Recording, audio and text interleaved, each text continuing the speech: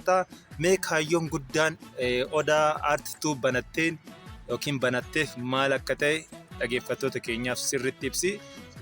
Hordoftoonni chaanaalii Gadaa Digital Media akka subscribe si godhan akka chaanaalii kana si guddisan hojiin ati irratti hojjechuuf karoorfatte maal jetta tokko lama jettee nu ibsuu dandeessaa? Tole isiniif ibsuun danda'a. Kunis maalidha? Anis akkuma nama Oromoo ta'e tokkotti aadaa uummata kana keessa jiran wantoota uummanni kun ittiin beekaman durirraa qabeetooyi gama aartiitiin mul'isuudhaaf yookaan immoo agarsiisuudhaaf karoorfadhee chaanaalii kana kanan banadhe waan ta'eef chaanaalii kanarrattis sirboota aadaa kan duriin uummata keenya keessatti sirbamaa turan fakkeenyaaf irra caalaa sirboota aadaa gadi fageenyaan naannoo godina Salaaleetti yookaan immoo Shawaa Kaabaatti kan sirbaman naannoo sanatti raganni garaagaraa beekamaadha. Shubbisni yookaan immoo dhiichisni illee beekamaa waan ta'eef sirboota kana akkasumas aadaalee naannoo sana jiran yeroo garaagaraa sirbi yeroo cidhaa sirbamu ni jira. Ammallee sirboonni yeroo garaagaraa qophiin garaagaraa jiru yeroo daboo fa'aa bakka maasii keessatti yoo daboo kana wal gargaaran sirbamu jira. Akkasumallee galgala manatti galtee wanti sirbamullee kan jiru waan ta'eef sirboota fi wantoota garaagaraa aadaa kana wal qabatan kana qindeessee bifa miidhagaa ta'e akka uummata bira gahu. Baay'ee galatoomii. Egaa keessummaa keenya guyyaa har'aa ammas gaafii keenya itti fufnee jirra. Gaafiin keenya lammaffaa immoo egaa sirboota aadaa Oromoo godinaalee hedduu irratti hubannoo qabuun uummata keenyaaf qabiyyee isaa beeksisuudhaaf akka kaayyoo yaaba booda manaa ileetu dadhabe salatana beeki yaaba boosa fanaati boote na dadhabe. Ayyatta gaa gurbaa kanaa jitti. Baay'ee bareeda. Ani dhugaa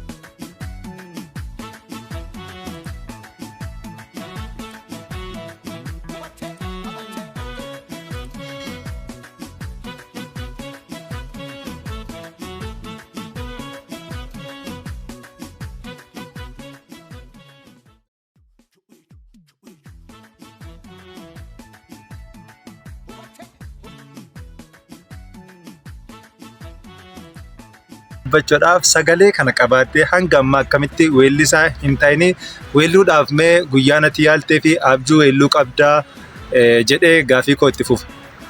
Tole abjuu weelluu kana wantoota tokko tokko baay'een hawwaa ture sirriitti sawwiin qaba yeroo garaagaraa sirboota garaagaraa kana sagaleenis akkasumas immoo shubbisaan ani shaakala akkasuma naannoo hojjennutti sagantaa garaagaraa irratti gama shubbisaallee akkasumallee sagaleen illee sirbee gaafan namoota baay'ee dhageechisu ati jalqabumaayyuu kaayyoon kee garan dhufuu osoo hin taane garas deemuu malte jedhanii to'i namoonni baay'ee na jajjabeessanii walaloon illee gama garaagaraati sii qindeessinaa sirba wayii tokko nuuf gadhiisi jedhanii to'i namoonni natti dubbatan jiru. Garuu haaluma jireenya fi haaluma hojii wajjin na mijachuu didee kanaaf kaayyoon kiyya gara fuulduraatti sirbootuma muraasa wayiitti illee ta'u qabadhee to'i gara na dhufuudhaaf anillee karooran qaba.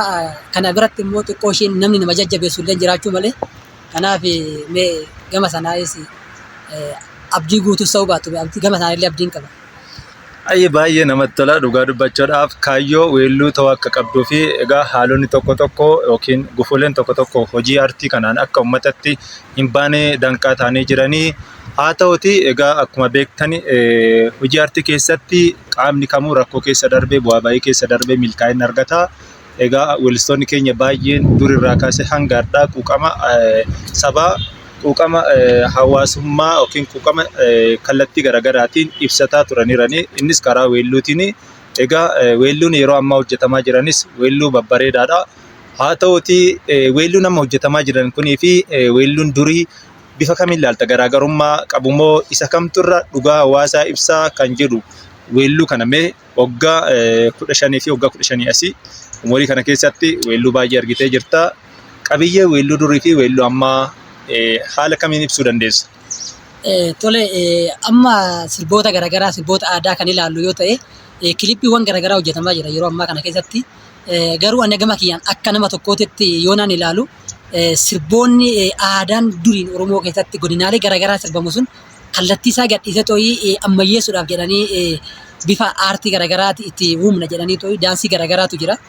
Daansii sana waan aadaa keessa waan uummata keessatti hin beekamne akka kiyyatti waan uummata keessatti hin beekamne amma sirba salaalee tokko fuutee daansiidhaan wayyaa gabaabaa wayyaa aadaadhaan ala bahutti uffatanii tooyi daansii gara bifa daansiitiin bifa sirboota daansii addunyaa yookaan immoo ammayyaawaa kanaan sirban kuni ani egaa gama kiyyattis wantoota akkasii sun naaf hin liqeeffamu sirboota akkasii illee hordofu garuu sirboota jalqaba ganama akkaataa uummanni itti keenya sirbaa ture san warroota akkasii kanaan deeggara jechuudha. Kanaaf amma sirboonni babbareedoon aadaa keenya kallattiin ibsan kabaan baay'een akkuma jiran ammallee sirbootumti ammayyeessuudhaaf jedhee kallattii isaaniitirraa maqanii tooyi akkasiin sirbamaa jiranii fi yeroo kiliipii hojjetan bifa daansiitiin godhanii tooyi akkaataa eenyummaa yookaan immoo duudhaa uummata kanaan ibsine sirboonni baay'ee jiru waan ta'eef sana akka kiyyatti dhimma aartii kanarratti illee hubannoo guddaa qabaachuu baadhulleen sustuun akka kiyyatti anaaf sirrii naaf fakkaatan.